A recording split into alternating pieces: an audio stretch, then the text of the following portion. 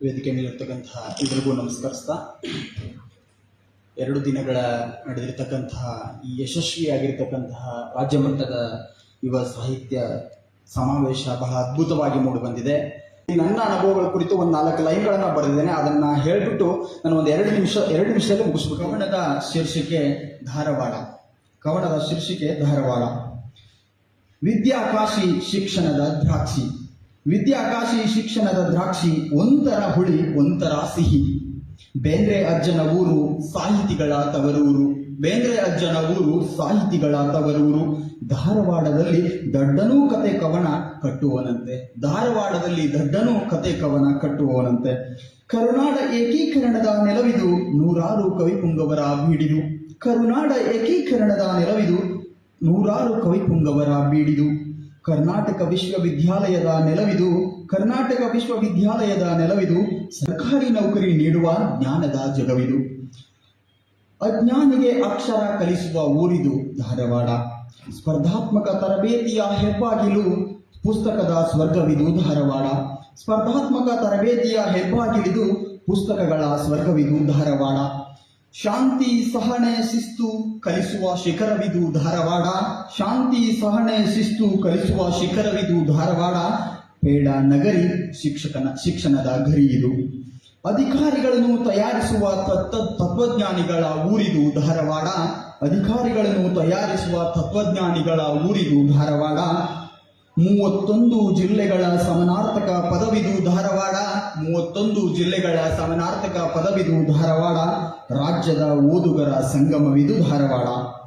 ಓದದಿದ್ದರೆ ಒದ್ದೋಡಿಸುವ ವಿರುದ್ಧಾರ್ಥಕ ಪದವಿದು ಧಾರವಾಡ. ಓದದಿದ್ದರೆ ಒದ್ದೋಡಿಸುವ ವಿರುದ್ಧಾರ್ಥಕ ಪದವಿದು ಧಾರವಾಡ. ಸಮಯ ಪ್ರಜ್ಞೆ ತಾಳ್ಮೆ ಕಲಿಸುವ ಹಿಮಾಲಯವಿದು ಧಾರವಾಡ. ಧಾರವಾಡದ ಗಾಳಿ ಮಣ್ಣಿಗೂ ಓದು ಬರಹ ಕತೆ ಕವನ ಕಾದಂಬರಿ ಗೊತ್ತು. ಧಾರವಾಡದ ಗಾಳಿ ಮಣ್ಣಿಗೂ ಓದು ಬರಹ ಕತೆ ಕವನ ಕಾದಂಬರಿ ಗೊತ್ತು. ಗ್ರಂಥಾಲಯಗಳ ಆಗರ ಓದುಗರ ಸ್ವರ್ಗ ಧಾರವಾಡ. ಉತ್ತರ ಕರ್ನಾಟಕದ ಮೇರು ಪರ್ವತವಿದು ಧಾರವಾಡ. ಉತ್ತರ ಕರ್ನಾಟಕದ ಮೇರು ಪರ್ವತ ಇದು ಧಾರವಾಡ. ಅಂತಕ್ಕಂತಹ ಒಂದು ಕವಿತೆ ನನ್ನ ಸ್ವಂತ ಅನುಭವದ ಕವಿತೆ ಮತ್ತು ಆ ಕವಿತೆಯ ತಲೆಬರಹ ಸರ್ಕಾರಿ ನೌಕರಿಯ ಹಂಬಲ ಅಂಥೇಳಿ. ಕವಿತೆಯ ತಲೆಬರಹ ಸರ್ಕಾರಿ ನೌಕರಿಯ ಹಂಬಲ. ಇತಿಹಾಸದ ಭಯಂಕರ ಕಥನಗಳು ಸಂವಿಧಾನದ ಸದೃಢ ಕಲಂಗಳು. ಇತಿಹಾಸದ ಭಯಂಕರ ಕಥನಗಳು ಸಂವಿಧಾನದ ಸದೃಢ ಕಲಂಗಳು. ಅರ್ಥಶಾಸ್ತ್ರದ ಆರ್ಥಿಕ ನೀತಿಗಳು ಭೂಗೋಳಶಾಸ್ತ್ರದ ತೀವ್ರತೆಯ ಕಂಪನಗಳು. ಅರ್ಥಶಾಸ್ತ್ರದ ಆರ್ಥಿಕ ನೀತಿಗಳು ಭೂಗೋಳಶಾಸ್ತ್ರದ ತೀವ್ರತೆಯ ಕಂಪನಗಳು. ವಿಜ್ಞಾನದ ವಿನೂತನ ವಿಸ್ಮಯಗಳು. ಪ್ರತಿದಿನ ಪ್ರತಿಭಟಿಸುವ ಪ್ರಚಲಿತ ಘಟನೆಗಳು ಮೆದುಳಿಗೆ ಕೈ ಹಾಕುವ ಮಾನಸಿಕ ಸಾಮರ್ಥ್ಯ. ಪ್ರತಿದಿನ ಪ್ರತಿಭಟಿಸುವ ಪ್ರಚಲಿತ ಘಟನೆಗಳು ಮೆದುಳಿಗೆ ಕೈ ಹಾಕುವ ಮಾನಸಿಕ ಸಾಮರ್ಥ್ಯ. ಹಸಿರಿನಂತೆ ಪಸರಿಸುತ್ತಿಹದು ಪರಿಸರ ಅಧ್ಯಯನ. ಇಂಗ್ಲಿಷ್ ವ್ಯಾಕರಣ ಕನ್ನಡದ ಅನಾವರಣ. ನಕಾಶೆಗಳು ನ್ಯೂಸ್ ಪೇಪರ್ಗಳು ಪೆನ್ನು ಪುಸ್ತಕಗಳ ನಡುವೆ ಅಲೆಮಾರಿಯಾಗಿದೆ ನಮ್ಮಯ ಜೀವನ. ನಕಾಶೆಗಳು ನ್ಯೂಸ್ ಪೇಪರ್ಗಳ ನಡುವೆ ಅಲೆಮಾರಿಯಾಗಿದೆ ನಮ್ಮಯ ಜೀವನ. ಸಂಡೇ ಟೆಸ್ಟ್ಗಳು ನಿಗದಿಯಾಗದ ಸರ್ಕಾರಿ ನೌಕರಿಯ ಪರೀಕ್ಷೆಗಳು. ಸಂಡೇ ಟೆಸ್ಟ್ಗಳು ನಿಗದಿಯಾಗದ ಸರ್ಕಾರಿ ನೌಕರಿಯ ಪರೀಕ್ಷೆಗಳು. ಗ್ರಂಥಾಲಯದ ರಮಣೀಯ ದೃಶ್ಯ ಅದೇ ಅನ್ನಭಾಗ್ಯ ಅಕ್ಕಿಯ ರೇಷನ್ ಊಟ.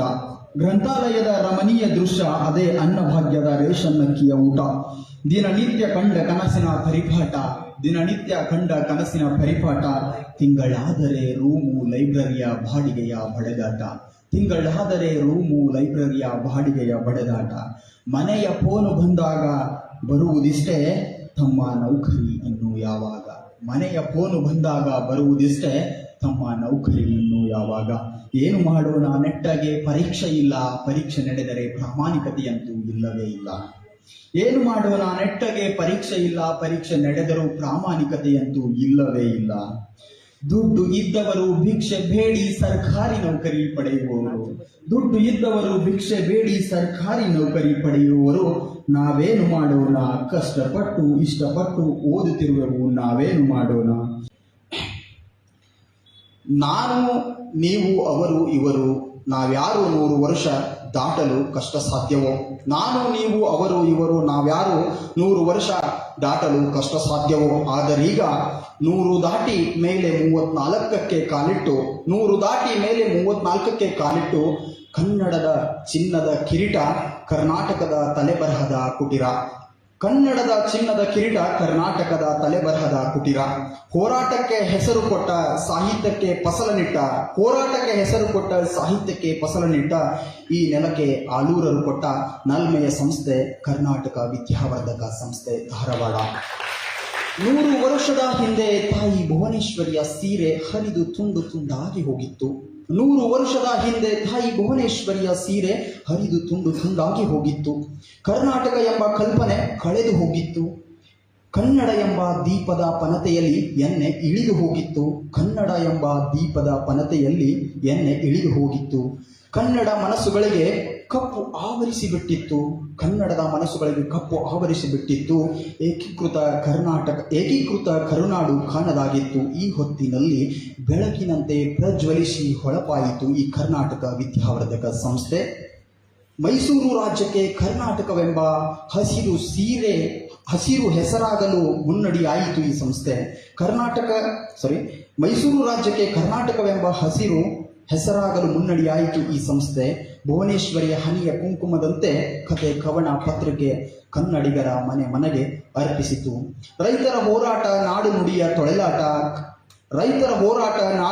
ತೊಳೆಲಾಟ, ಸರ್ಕಾರದ ನೀತಿ ನಿಯಮಗಳ ಅಲೆದಾಟ, ಕಲೆ, ಸಾಹಿತ್ಯ, ಸಂಗೀತ, ರಂಗವೃತ್ತಿಯ ಹೊರಳಾಟ, ಬೇರೆ ಭಾಷೆಗಳ ತಳ್ಳಾಟಗಳೆಲ್ಲವನ್ನ ವಿರೋಧಿಸಿ ಸಮೃದ್ಧ ಕನ್ನಡ ನಾಡನ್ನು ನಿರ್ಮಿಸಲು 134 ವರ್ಷದ ಹಿರಿಯಣ್ಣ, ಅದುವೇ ಈ ಸಂಸ್ಥೆ ಅಂತ ಹೇಳ್ತಾ. ಯಾಕಂದ್ರೆ ನಾವು ಸ್ಪರ್ಧಾತ್ಮಕ ಪರೀಕ್ಷೆಯಲ್ಲಿ ಕರ್ನಾಟಕ ಏಕೀಕರಣ ಓದ್ಬೇಕಂದ್ರೆ ಕರ್ನಾಟಕದ ಮೊದಲ ಸಂಸ್ಥೆ, ಪತ್ರಿಕೆ ಈ ತರ ಓದ್ಬೇಕಂದ್ರೆ ಸುಮಾರು ಇದೇ ವೇದಿಕೆಯಲ್ಲಿ 50 ವರ್ಷ ಕರ್ನಾಟಕ ಹೆಸರಿಟ್ಟಾಗ ನಾವಿಲ್ಲಿ ಬಂದಿದ್ವಿ, ಅದರ ಬಗ್ಗೆ ತಿಳ್ಕೊಂಡಿವಿ.